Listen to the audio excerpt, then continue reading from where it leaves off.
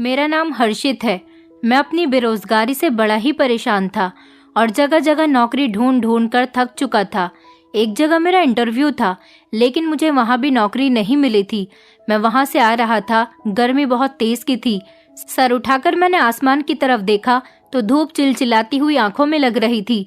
मेरी आंखें नहीं खुल रही थीं, माथे पर पसीना आ रहा था। तो मैंने साफ किया और गहरी सांस ली। आसपास देखने लगा कि आज तो सूरज भी आग उगल रहा था। ऐसा लग रहा था जैसे सूरज भी मुझे आजमा रहा है। पहले जो धक्के अपनी जिंदगी से तंग आकर मैं खा रहा था, वही मेरे लिए बहुत थे कि आज इस गर्मी ने भी मेरा दिमाग खराब कर दिया था। मैं अपने हाथ में पड़ी हुई फाइल को अपने सर पर रखकर खुद पर छाव बनाने की तलाश करने लगा। कम से कम कुछ देर के लिए खड़ा होकर अपने शरीर को ठंडक ही पहुंचा लूं। सड़क किनारे में तेज तेज कदम उठाता हुआ चलता जा रहा था। तभी अचानक मुझे एक पेड़ नजर आया। मैं उस पेड़ के नीचे आकर खड़ा हो गया। पूरी सड़क पर चारों तरफ धूप फैली हुई थी। इस पेड़ की छांव में खड़े होकर मुझे कुछ सुकून मिल गया था। अपने बैग से पानी की बोतल निकालकर जैसे ही पीने के लिए मुंह लगाया तो पानी भी खत्म हो चुका था। पानी की एक बूंद भी बोतल के अंदर मौजूद नहीं थी। प्यास की वजह से मेरा बुरा हाल हो चुका था। दूर दूर तक कहीं भी मुझे नल नजर नहीं आ रहा था। प्यास से गला सूखा जा रहा था। हर कोई अपने अपने कामों में बिजी था। एक मैं ही था जो बेरोजगार और बदनसीबी लेकर पैदा हुआ था। बचपन से लेकर जवानी तक पहुंचते पहुंचते मैंने बहुत सारे सबक सीख लिए थे। पानी की खाली बोतल लेकर मैं आसपास नजर दौड़ाने लगा कि कहीं से पानी का अरेंजमेंट हो जाए, लेकिन मुझे कहीं भी पानी नजर नहीं आ रहा था। अगर कहीं कोई नल दिख जाता तो मैं उस बोतल को ही भर लेता। अभी मैं आसपास देख ही रहा था कि अचानक मुझे महसूस हुआ जैसे मेरे पास कोई खड़ा हुआ है। तभी किसी ने मेरे आगे हाथ बढ़ा दिया। मैं कंफ्यूज हो रहा था। मैंने जैसे ही उस हाथ की तरफ देखा तो उस हाथ में ठंडे पानी की बोतल थी। वो हाथ मेरी तरफ बढ़ रहा था। वो बिल्कुल गोरा दूध जैसा सफेद हाथ था। उसमें सोने की एक अंगूठी और चमकीली चमकीली चूड़ियां थीं। मैंने इस हाथ से नजरें जब सामने की तरफ उठाकर उस इंसान के चेहरे पर डाली तो मैं चौंक गया था। वो एक औरत थी जिसने गुलाबी रंग की साड़ी पहनी हुई थी। वो औरत बहुत ज्यादा खूबसूरत थी। उसकी उम्र तो 40 साल लग रही थी, लेकिन इतनी उम्र होने के बावजूद भी उसका शरीर ऐसा था जैसे किसी 20-25 साल की लड़की का होता है। उसने अपने आप को बहुत फिट बनाकर रखा हुआ था। उसकी आंखों पर एक अजीब सी चमक थी और चेहरे पर मुस्कुराहट आई हुई थी। उसने हाई फाई मेकअप कर रखा था। कहने लगी, ये लो पानी पी लो, तुम्हें प्यास लग रही थी ना। मैं वहाँ दूर से खड़ी हुई तुम्हें काफी देर से देख रही हूँ। तुम मुझे कुछ परेशान नजर आ रहे हो।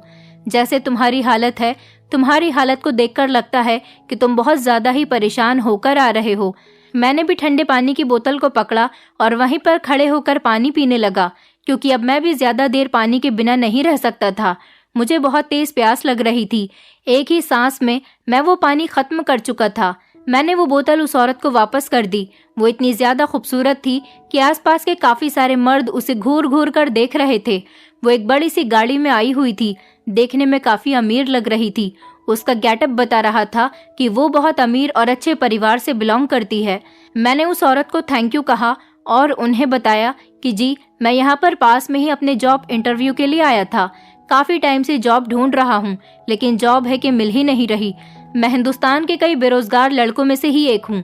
काफी जगह पर नौकरी के लिए इंटरव्यू दे चुका हूँ, लेकिन हर बार मेरी किस्मत मुझे सिर्फ अंगूठा ही दिखा देती है। जानता हूँ कि हर जगह सोर्स के थ्रू ही नौकरी मिल पाती है, लेकिन मेरी सोर्स लगाने वाला तो कोई भी नहीं है। मेरे इतना पढ़ा लिखा होने का भी कोई फायदा नहीं। फिलहाल आपका थैंक यू।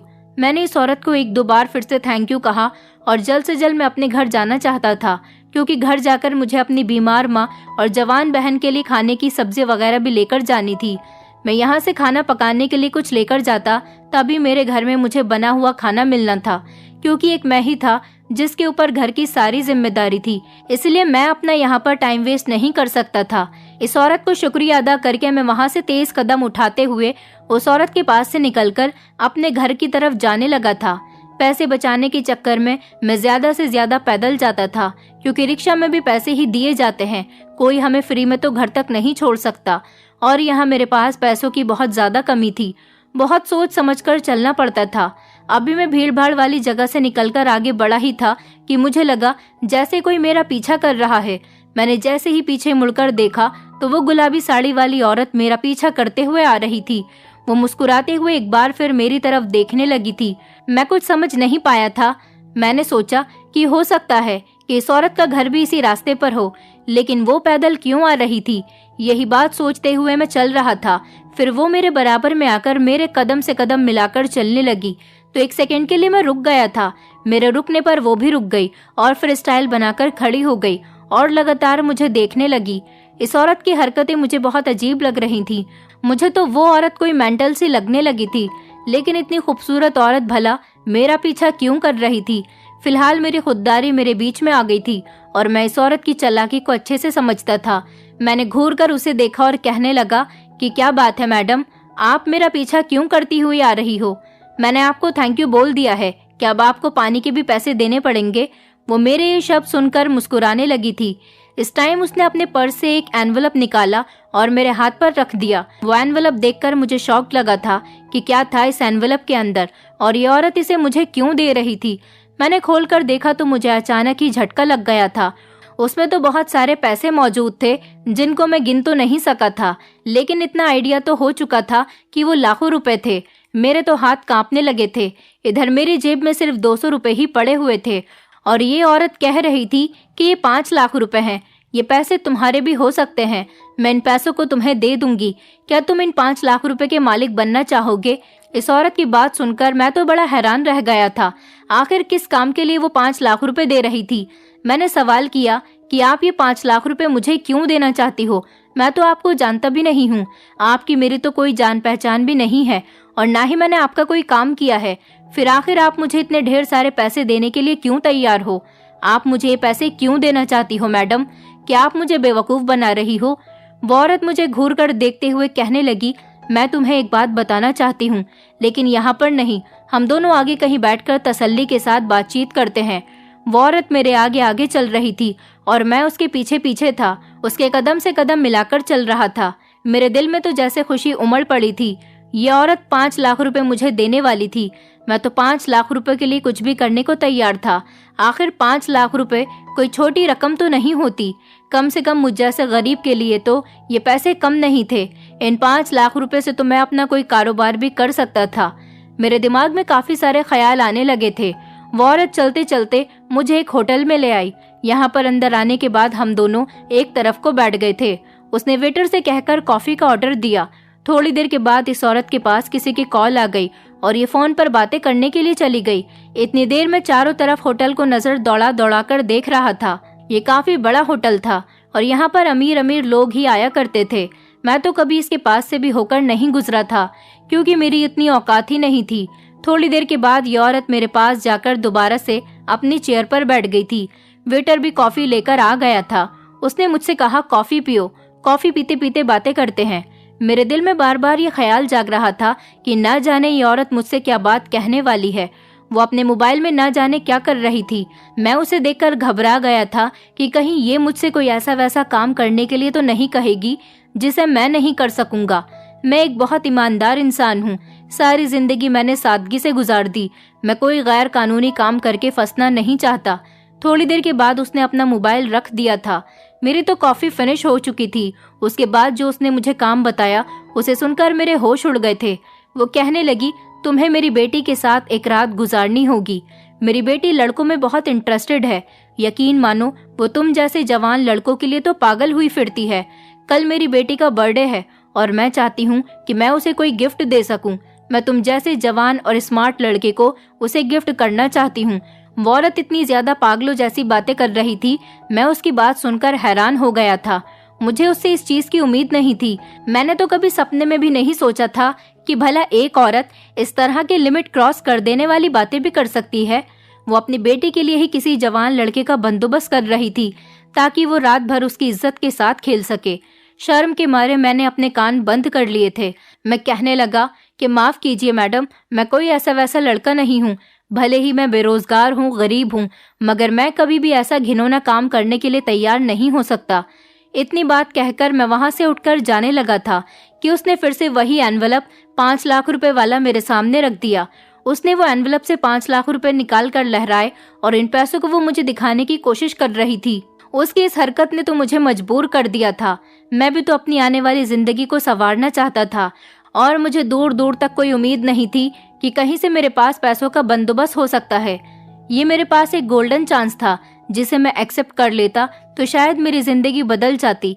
मैंने उस औरत को देखा जो पैसे हाथ में हिला हिलाकर अपनी अदाएं दिखा रही थी। वो मुझसे कहने लगी, सोच लो, इसमें तुम्हारा ही फायदा है। एक रात की ही तो बात है और सिर्फ एक रात ही तुम्हारी तकदीर बदल सकती है। मुझे तो तुम जरूरतमंद लगे, इसलिए मैंने सोचा कि मैं तुम्हारी मदद कर देती हूँ, वरना मेरी बेटी को लड़कों की कोई कमी नहीं है। सिर्फ एक रात गुजारने के तुम्हें इतने पैसे मिल रहे हैं, फिर इसमें परेशानी वाली क्या बात है? या फिर तुम इस काबिल ही नहीं हो कि तुम किसी लड़की के साथ एक रात गुजार सको? ये बात कहकर वो खामोश हो गई और मुस्कुराने लगी थी, जबकि मैं बहुत ज्यादा शर्मिंदा हुआ था। मैं सोच रहा था कि क्या करूं, क्या इस औरत की बात मान लूं, इस औरत से इनकार कर दूं और घर चला जाऊं। घर में भी बहुत ज्यादा तंगी आई हुई है, मेरी माँ भी बीमार है। मेरी कुछ समझ नहीं आ रहा था कि मैं क्या करूं। एक जवान बहन भी है जिसकी मुझे शादी करनी है। मेरे अलावा मेरी बहन और माँ का कोई सहारा भी तो नहीं है। हमारा छोटा सा ही घर था। मेरे पिता भी काफी सालों पहले मर चुके थे। मेरी माँ के पास जुड़ा कटा कुछ भी नहीं था। मेरी माँ ने मुझे जैसे तैसे पढ़ाया लिखाया था, लेकिन फिर भी मुझे नौकरी नहीं मिल पा रही थी। मैं था तो बेरोजगार ही। मैंने जल्दबाजी में फैसला कर लिया कि मैं उस औरत की बात मानने के लिए तैयार हूँ।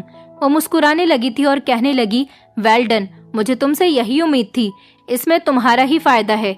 ये पैसे तुम्हारी तकदीर बदल देंगे। उसके बाद उसने 5 लाख रुपए में से मुझे 50,000 रुपए एडवांस दे दिए थे। वो पैसे देकर कहने लगी, ये लो तुम्हारा एडवांस, जाओ जाकर ऐश करो, बाकी के बचे हुए पैसे मैं तुम्हें काम होने के बाद दूंगी। मैं भी वो 50,000 रुपए लेकर अपने घर की तरफ चला आया था। उस औरत ने मुझे अपना मोबाइल नंबर और घर का एड्रेस भी दे दिया था और बता दिया था कि मुझे किस टाइम उसके घर पर जाना है। मैं अपने घर गया तो मैं बाजार से खाना लेता हुआ चला गया था, क्योंकि मुझे घर लौटते हुए काफी देर हो गई थी। इसलिए मैं होटल से ही खाना लेकर चला गया था। अपनी माँ की कुछ दवाइयाँ और उनके लिए फ्रूट्स भी लेता हुआ चला गया था और घर में थोड़ा सा राशन भी भरवा दिया था। मेरी माँ ने मेरे हाथों में इतना सारा सामान देखा और देखा कि आज पकाने के लिए कोई सब्जी नहीं लेकर आया हूँ, बल्कि पका पकाया ही खाना लेकर आया हूँ। ये देखकर मेरी माँ हैरान रह गई थी, क्योंकि आज से पहले मैं इतना ज्यादा सामान लेकर कभी भी घर में नहीं आया था। मेरी माँ और बहन मुझसे सवाल करने लगी कि तुम ये कुछ कैसे लेकर आए हो, इतने पैसे तुम्हारे पास कहाँ से आए? सुबह तो तुम कह रहे थे कि तुम्हारे पास पैसे नहीं हैं। अपनी माँ की बात सुनकर मैं थोड़ा सा घबरा गया था। माँ तो माँ होती है और माँ के सामने मैं क्या झूठ बोल सकता था। हाथ मुंह धोते हुए मैं माँ से कहने लगा, माँ, मेरी एक जगह जॉब लग गई है, उन्होंने मुझे एडवांस दिया है, बस इन्हीं पैसों से मैं आपके लिए ये सामान लेकर आ गया हूँ। मैंने सोचा कि बाजार से ही खाना लेकर चलता हूँ, बहन को परेशान नहीं होना पड़ेगा। मेरी बहन आज मुझे बहुत ज्यादा खुश नजर आ रही थी, क्योंकि वो बेचारी हमेशा घर के कामों में लगी रहती थी और आज तो उसे खाना बनाने से छुट्टी मिल गई थी। मेरी माँ मेरी नौकरी के बारे में सुनकर बहुत खुश हो गई थी और कहने लगी कि भगवान तुम्हें इसी तरह से कामयाब करे। देखना, अगर इसी तरह से तुम्हारी नौकरी चलती रही तो धीरे धीरे हमारे घर के हालात काफी बेहतर हो जाएंगे। मेरी बहन ने मेरे लिए खाना लगाया और हम तीनों ने साथ बैठकर खाना खाया था, लेकिन मेरा ध्यान अभी भी उस औरत की तरफ ही लगा हुआ था। उस लड़की के साथ एक रात गुजारने के वो मुझे 5 लाख रुपए दे रही थी। क्या ये बात सच थी या फिर वो मुझे बेवकूफ बना रही थी? अब जो भी था, ये सच तो कल ही खुलने वाला था। मैं अगले दिन फिक्स टाइम पर तैयार होकर घर से निकलने लगा तो मेरी माँ ने मुझसे सवाल किया कि बेटा, तुम कहाँ जा रहे हो इतना तैयार होकर? मैंने माँ से कहा कि मैंने कल आपको बताया था ना कि मेरी नौकरी लग गई है, बस वहीं जा रहा हूँ। आप भगवान से प्रार्थना कीजिएगा कि आपका बेटा कामयाब हो जाए। अगर आपका बेटा कामयाब हो जाएगा तो हमारा पूरा भाग्य बदल जाएगा। मेरी माँ ये बात सुनकर बहुत खुश होने लगी और मैं घर से निकल आया था। रिक्शा पकड़कर मैं उस औरत के बताए हुए एड्रेस पर चला गया था। मैं इस औरत के घर पहुंच चुका था।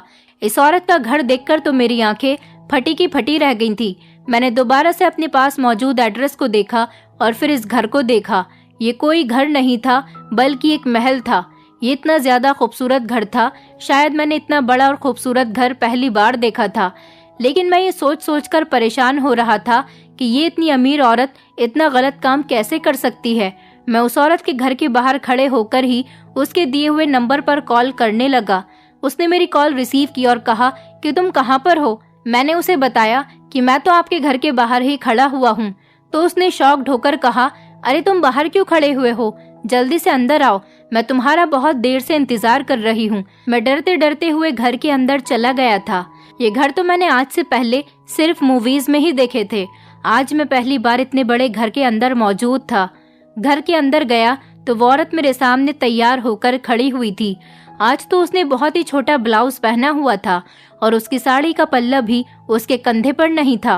पता नहीं वो मुझे क्या समझ रही थी। मैंने उससे कहा, मैडम आपको मेरे सामने ऐसी हरकतें करने की कोई जरूरत नहीं। देखिए मैं ऐसा वैसा लड़का नहीं हूँ, मैं बहुत ज्यादा मजबूर हूँ, इसलिए मैं ये काम करने के लिए तैयार हुआ हूँ।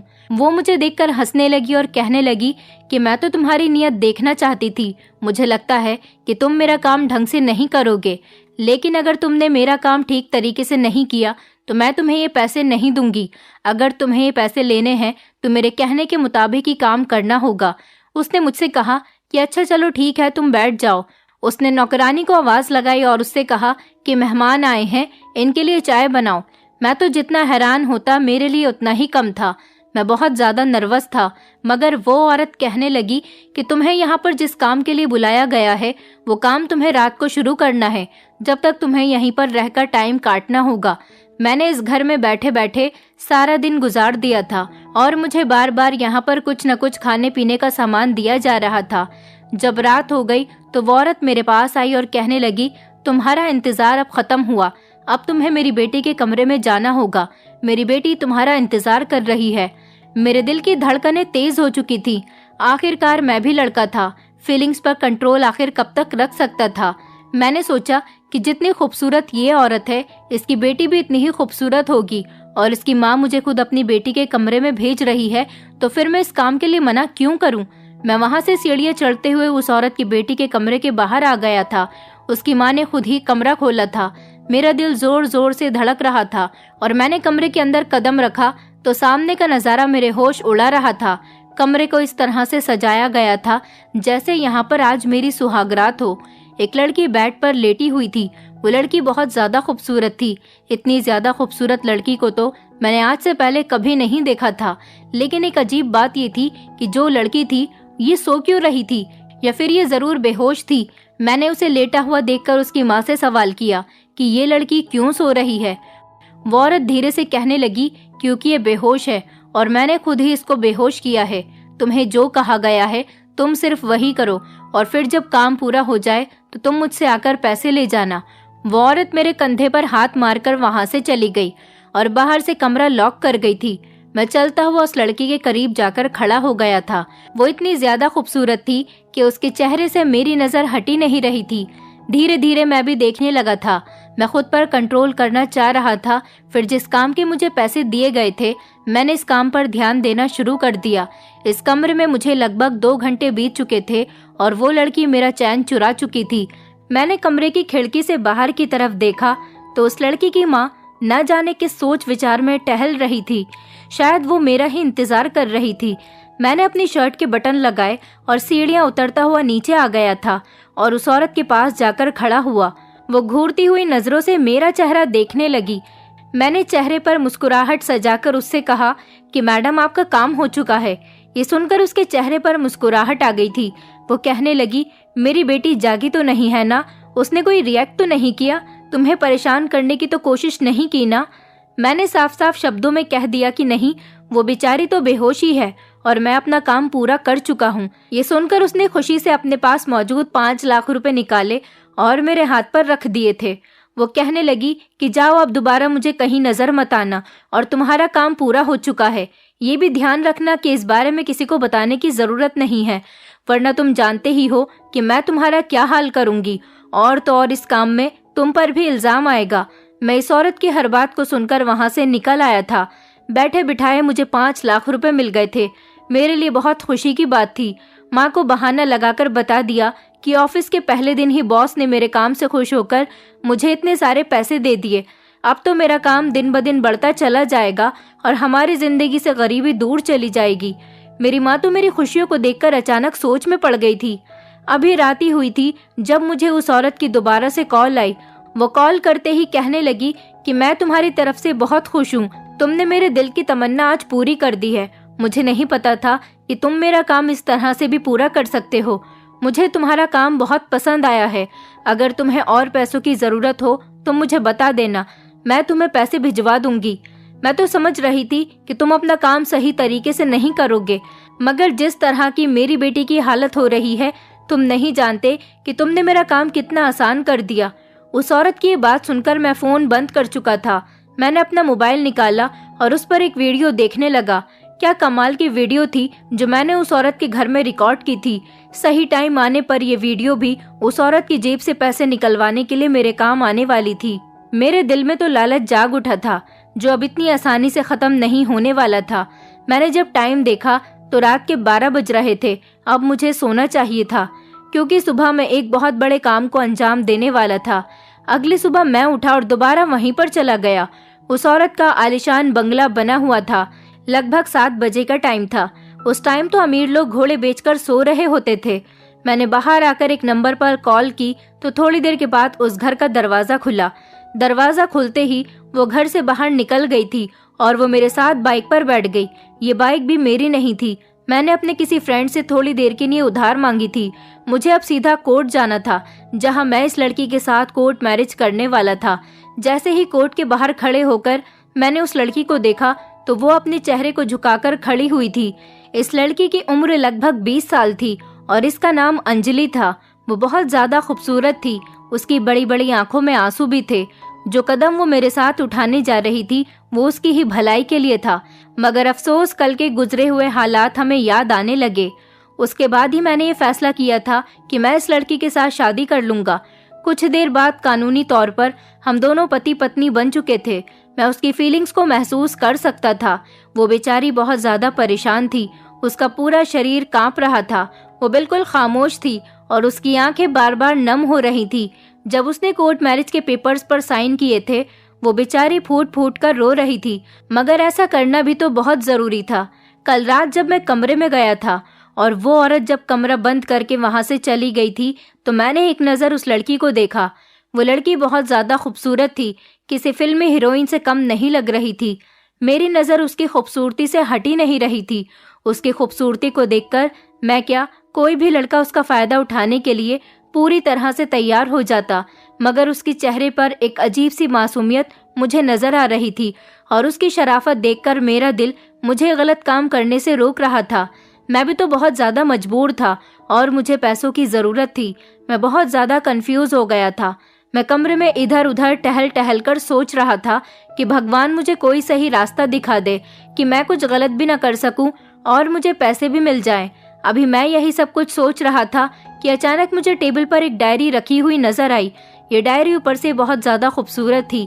इस डायरी को शायद इस लड़की ने अपने हाथ से ही बनाया था।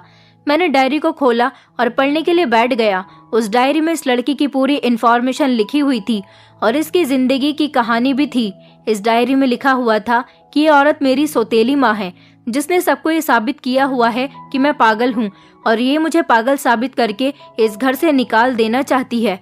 मैं अपनी सौतेली माँ से बहुत तंग आ गई हूँ। मैं जीना नहीं चाहती, क्योंकि मैं ऐसी जिंदगी नहीं गुजार सकती जहाँ पर मेरे अपने ही मेरा यकीन न करें। ये औरत हमेशा मुझे मेरे पिता की नज़रों में गिराने के लिए तैयार रहती है। मेरे पिता मुझसे नाराज रहने लगे हैं। उन्हें भी यही लगता है कि मैं पागल हूँ और पागलों जैसी हरकतें करने लगी हूँ, लेकिन मैं पागल नहीं हूँ। मैं तो बिल्कुल ठीक हूँ। ये औरत मुझे घर से निकालकर मेरे हिस्से की जायदाद अपने नाम करवाना चाहती है। और भी इस डायरी में बहुत सी बातें लिखी हुई थी जिन्हें पढ़कर मेरा दिल दहल गया था। इस लड़की ने लिखा हुआ था कि मेरी यह सौतेली माँ मेरे साथ काफ़ी कुछ गलत कर चुकी है। अब मेरे अंदर बर्दाश्त खत्म हो गई है। अब आगे अगर इसने मेरे साथ कुछ भी गलत करने की कोशिश की और मेरे पिता की नज़रों में मुझे गलत साबित किया तो मैं सुसाइड कर लूँगी। उस लड़की की कहानी में बहुत दर्द था। वो बेचारी बचपन से ही बहुत परेशान थी। मुझे उस बेचारी लड़की पर बहुत तरस आ रहा था और अब उसकी सौतेली माँ थी कि उसने मुझे काम दिया था कि मैं उसके साथ एक रात गुजारूं। मैं समझ गया था कि उसकी माँ उस पर गलत आरोप लगाकर उसे बदनाम करना चाहती है ताकि वो अपने पिता की नज़रों में गिर जाए और उसका पिता अपनी जायदाद से अपनी बेटी को निकाल दे। भले ही मैं उस औरत का काम करने के लिए तैयार हो गया था, लेकिन मेरी ईमानदारी मुझे ये काम करने से रोक रही थी। अब तो मैं समझ गया था कि अगर इस लड़की के साथ और ज्यादा गलत किया गया तो ये लड़की अपनी जान ले लेगी और मैं एक मासूम लड़की को अपनी वजह से मरने नहीं देना चाहता था। अगर वो होश में होती और अपनी मर्जी के साथ ये सब कुछ करती तो भी शायद मेरी ईमानदारी मुझे उसके साथ ये सब कुछ करने से रोक लेती, मगर वो बेखबर सो रही थी। हो न हो उसकी माँ ने जबरदस्ती उसको बेहोश किया है ताकि जब उसे होश आए तो उसकी इज्जत लुट चुकी हो। लेकिन ये औरत उस बेचारी के बहुत ज्यादा पीछे पड़ी हुई थी। वो औरत जैसी भी थी तो उसकी माँ ही, और फिर एक औरत ही दूसरी औरत की इज्जत खराब करने पर तुली हुई थी। मैंने उस लड़की के साथ कुछ भी गलत ना करने का फैसला कर लिया था और फिर मैंने सोचा कि मैं इसे जगाने की कोशिश करता हूँ। कई बार मैंने उसे उठाने की कोशिश की मगर वो जाग ही नहीं रही थी। कुछ ही देर बाद बार बार आवाज़ों की वजह से उसे होश आ चुका था। जैसे ही वो जागी उसने अपने कमरे के चारों तरफ देखा और फिर मुझे देखा तो वो बहुत घबरा गई और रोने लगी। कहने लगी कि तुम कौन हो और यहाँ मेरे कमरे में क्या कर रहे हो। वो चीख कर मुझसे दूर हट गई। उसकी आवाज़ भी उसके जैसी ही प्यारी थी। मैं उसे तसल्ली देते हुए कहने लगा, तुम्हें डरने की ज़रूरत नहीं है, मैं तुम्हें सब कुछ बताता हूँ, मैं कोई गलत इंसान नहीं हूँ। इसके बाद मैंने उसे वो सब कुछ बता दिया जो कुछ उसकी माँ ने मुझे उसके साथ करने के लिए कहा था और उसके बदले में मुझे 5 लाख रुपए देने का वादा भी किया था। ये सुनकर तो उसको अपने कानों पर विश्वास नहीं हो रहा था। वो अपने हाथों में अपने चेहरे को छुपाकर फूट फूट कर रोने लगी। कहने लगी, मुझे पता था कि मेरी सौतेली माँ बहुत घटिया औरत है, लेकिन मुझे ये नहीं पता था कि वो एक औरत होते हुए इस हद तक भी गिर सकती है। सही कहा है किसी ने कि सौतेली माँ सौतेली ही होती है। वो कभी भी आपके साथ सगे जैसा बिहेवियर नहीं कर सकती। वो मुझे अपने बारे में बताते हुए कहने लगी, जब मैं 10 साल की थी मेरी माँ की एक बीमारी के कारण मौत हो गई। मैं अपने माता पिता की इकलौती बेटी थी। मेरे पेरेंट्स मुझ पर जान न्यौछावर करते थे। हमारे पास किसी चीज की कोई कमी नहीं थी। मेरे पिता ने मेरे जन्म के बाद ही ये बंगला मेरे नाम कर दिया था और जो उनकी बड़ी प्रॉपर्टी थी वो मेरे पिता ने मेरी माँ के इलाज पर खत्म कर दी थी, क्योंकि वो माँ को हर तरह से बचाना चाहते थे। उन्होंने पैसों को पानी की तरह बहाया था, लेकिन फिर भी मेरी माँ नहीं बच सकी। फिर एक दिन मेरी माँ हमें इस दुनिया से छोड़कर चली गई। इसके बाद मेरे पिता ने मेरी माँ की मौत के गम को अपने दिल से लगा लिया और वो इसी गम में बर्बाद होते चले गए। उन्होंने अपने बिजनेस पर भी कोई ध्यान नहीं दिया। मेरे पिता बर्बाद होते चले गए। ये बंगला मेरे नाम था, मैं इस बंगले की मालिक थी और मैं भी अपने आप को बहुत अकेला महसूस करने लगी थी। मुझे पढ़ाई भी करनी होती थी, लेकिन कुछ बातें ऐसी होती हैं कि एक मर्द सिर्फ अपनी पत्नी से ही कर सकता है। मैं बेटी होकर अपने पिता का भरपूर ख्याल रखती थी, मगर फिर भी अपनी पढ़ाई में बिजी होने की वजह से मैं अपने पिता के साथ ज्यादा टाइम स्पेंड नहीं कर पाती थी। मेरे पापा को उनके रिश्तेदारों ने समझाया कि उन्हें दूसरी शादी करनी चाहिए। अब मेरी उम्र 15 साल हो गई थी और मैं धीरे धीरे जवान होने लगी थी और इसी तरह मेरे पापा की शादी मेरी सौतेली माँ के साथ हो गई, क्योंकि ये मेरे पापा के दोस्त की बहन थी और ये तलाकशुदा थी। इस औरत के पति ने इसे तलाक देकर घर से निकाल दिया था। मेरे पिता ने इसे शादी करके इसे हमारे घर में सहारा दिया। मेरे पापा को लगता था कि ये औरत मेरे पापा और उनकी बेटी का बहुत ख्याल रखेगी। मुझे भी अपने पापा की दूसरी शादी से कोई एतराज नहीं था, क्योंकि मैं सोचती थी कि इस तरह से मेरे पापा का अकेलापन दूर हो जाएगा और मुझे भी माँ का प्यार मिल जाएगा। लेकिन इस औरत ने घर में आने के बाद एक के बाद एक मेरे खिलाफ चाल चली, क्योंकि औरत अच्छे से जानती थी कि इस बंगले के अलावा मेरे पापा के पास और कोई प्रॉपर्टी नहीं है, क्योंकि जो बची कुची प्रॉपर्टी थी वो काफी सालों पहले मेरी माँ के इलाज में खत्म हो चुकी थी। अब जो कुछ भी है वो यही है। मेरे पापा का बिजनेस बहुत अच्छा है, वो काफी सारा पैसा कमाते हैं, क्योंकि उन्होंने दूसरी शादी करने के बाद अपने बिजनेस पर दोबारा से ध्यान देना शुरू कर दिया था। लेकिन इस औरत को हमेशा यही बात खलती रही कि ये बंगला उसके पति की बेटी के नाम क्यों है। हालांकि वो अब मेरे पिता की पत्नी बनकर इस घर में आ गई थी, तो ये बंगला उसके नाम होना चाहिए था। मैं उसको अपनी माँ समझकर उसके करीब जाती थी, लेकिन वो औरत हर बार मुझे धुतकार देती थी। मेरे पिता के सामने तो ऐसे रिएक्ट करती थी जैसे मुझसे बहुत प्यार करती है, लेकिन उनके पीछे मुझ पर अत्याचार करती थी, मुझे खाना नहीं देती थी। मैं बहुत ज्यादा परेशान रहने लगी थी।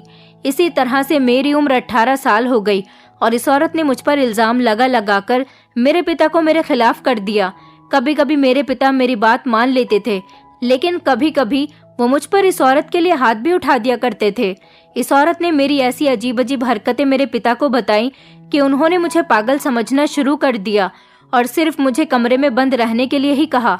मैं पिछले 7-8 सालों से इस कमरे में ही बंद रहती हूँ। मेरी माँ चाहती है कि मेरे पिता मुझसे मेरी जायदाद वापस ले ले, लेकिन अभी तक मेरे पिता के दिमाग में ऐसी कोई बात नहीं आई है। लेकिन वो औरत यही चाहती है कि मेरे पिता मुझसे मेरी जायदाद लेकर उस औरत के नाम कर दे, क्योंकि वो उनकी पत्नी बनकर इस घर में आ गई है और इस पर अब उसी का हक है। लेकिन मैं नहीं चाहती कि मेरी जायदाद उसके नाम हो जाए। अगर मैं उसको अपना बंगला भी दे दूं तो वो बदले में मुझे प्यार दे, लेकिन वो औरत बदले में मुझे प्यार नहीं देना चाहती। वो मुझे इस घर से निकाल देना चाहती है। मुझे पता है अगर मैंने उसके नाम अपना बंगला करवा दिया तो वो मुझे और मेरी जिंदगी को और भी ज्यादा खराब कर देगी। वो मेरी जिंदगी पहले ही काफी खराब कर चुकी है, क्योंकि वो मुझे पागल साबित कर चुकी है, मेरे पिता को मेरे खिलाफ कर चुकी है, और तो और मेरा अपने कमरे से निकलना भी बिल्कुल बंद हो गया। इसलिए तो इस औरत ने ये चाल चली कि वो तुम्हें मेरे कमरे में एक रात गुजारने के लिए भेज दे। मुझे पूरा यकीन है कि इस कमरे में कहीं न कहीं कैमरे लग रहे होंगे, ताकि वो सबूत इकट्ठा करने के बाद मेरे पिता को दिखाए, और अब की बार मेरे पिता मुझे धक्के मारकर अपनी जायदाद से बेदखल करके मुझे इस घर से निकाल देंगे, और वो औरत इस घर में खुशी खुशी ऐश करेगी। वो लड़की जोर जोर से रो रही थी, कहने लगी, मेरा इस दुनिया में मेरे पिता के अलावा कोई नहीं है, लेकिन ये औरत मेरे पिता को मुझसे छीन चुकी है। मुझे अपनी ऐसी जिंदगी बिल्कुल भी अच्छी नहीं लगती। मैं मरना चाहती हूँ, मैं मर जाना चाहती हूँ। वो जोर जोर से चिल्ला रही थी। मैंने उसे खामोश किया और कहा कि मैं तुम्हारा साथ दूंगा, तुम फिक्र मत करो, मैं ऐसा इंसान नहीं हूँ कि तुम्हारा फायदा उठाऊं। वो मेरी बात सुनकर खामोश हो गई। मैंने कहा, मैं तुम्हारी डायरी पढ़ चुका हूँ, मुझे तुम्हारी बीती हुई जिंदगी के बारे में तुम्हारी डायरी ने सब कुछ बता दिया है। वो कहने लगी, तुम मेरी किस तरह से मदद करोगे? मैंने कहा, मैं तुमसे शादी करूंगा, मुझे तुम्हारी जायदाद से कोई मतलब नहीं। मैंने फिर उसे अपने प्लान के बारे में बताया और मैं शर्ट के बटन लगाता हुआ नीचे उतर आया। मैंने उसकी माँ से पैसे लिए थे और वहां से निकल आया था। अगले दिन हमारे प्लान के मुताबिक उस लड़की अंजलि ने अपनी माँ को रोते हुए बताया कि उसकी इज्जत खराब हो गई है। तभी तो मुझे उस औरत ने फोन करके बताया था कि तुमने बहुत अच्छे तरीके से काम किया है। मैं उसे अपने साथ ले आया था और हम दोनों ने कोर्ट मैरिज कर ली थी। अंजलि का पिता 2 दिन के लिए अमेरिका गया हुआ था।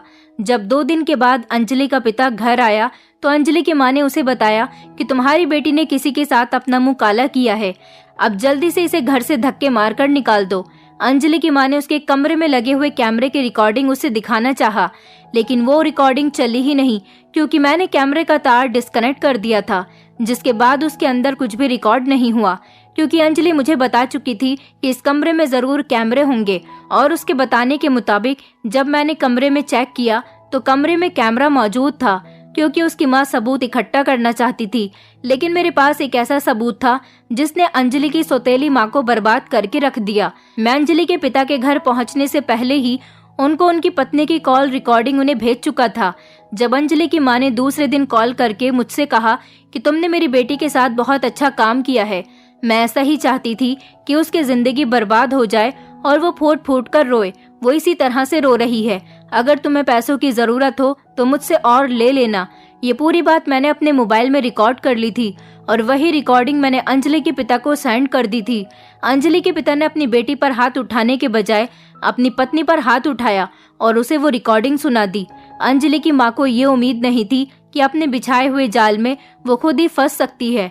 अंजलि ने भी सब कुछ सच सच बता दिया था और कहा था कि वो मेरे साथ शादी कर चुकी है। मैं भी मौके पर पहुंच गया और मैंने कहा कि इस औरत ने मुझे इस गलत काम के लिए पैसे दिए थे। अंजलि के पिता ने अपनी दूसरी पत्नी को डिवोर्स देकर घर से निकाल दिया। अब अंजलि की सौतेली माँ दर दर की ठोकरें खा रही है और अंजलि के पिता ने खुशी खुशी मेरी और अंजलि की शादी धूमधाम से कर दी। जरूर मेरे दिल में लालच आ गया था, लेकिन मैं किसी औरत की इज्जत खराब नहीं कर सकता था। मेरी इस ईमानदारी से खुश होकर उन्होंने कहा कि तुम्हें चोरी चुपके शादी करने की क्या जरूरत थी, मैं तुम्हारी खुशी खुशी अपनी बेटी के साथ शादी करवा देता। और यही हुआ, उन्होंने खुशी खुशी मेरी और अंजलि की शादी करवा दी। मेरी माँ और बहन को भी इस बात से कोई एतराज नहीं था, क्योंकि अंजलि खूबसूरत होने के साथ साथ एक संस्कारी और अमीर पिता की बेटी थी। मेरी शादीशुदा जिंदगी अंजलि के साथ बहुत अच्छी गुजर रही है और मैं अंजलि से बहुत ज्यादा प्यार करता हूँ। दोस्तों, उम्मीद करती हूँ आपको हमारी कहानी पसंद आई होगी। कहानी पसंद आई है तो वीडियो को लाइक करें, चैनल पर नए हैं तो चैनल को सब्सक्राइब करें और हाँ, नोटिफिकेशन बेल को जरूर दबाएं ताकि अगली अपडेट सबसे पहले आपको मिले।